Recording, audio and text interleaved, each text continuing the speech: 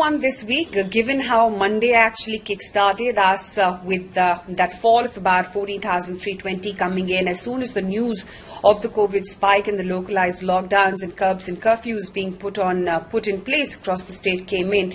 You did see a sharp reaction come in for the equity markets. Having said that, it was more than made up in the coming few days, while Wednesday was a trading off. So you did have a day's break and a truncated week at that. But then up until Friday, we did see a good amount of rebound coming in, taking us all the way back to that 14,600 plus levels. It turned out to be an interesting week. We kick-started the week with TCS's numbers. It was a muted quarter. The stock fell the very next day.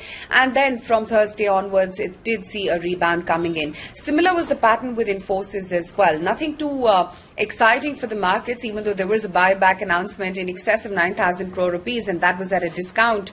The valuation of the buyback was something lucrative, but you didn't see much excitement coming in on the stock price. In fact, it failed to rebound, much unlike was the case with TCS. The surprise really came in from Wipro.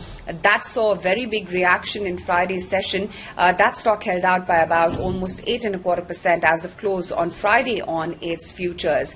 It's been a tentative week while the markets have only been in damage control mode. I won't say that it was a rebound week after that price correction that played out on Monday, but most experts believe, at least in the near term, if things stand as of now and if COVID does get arrested, perhaps the market downside could be limited from these levels.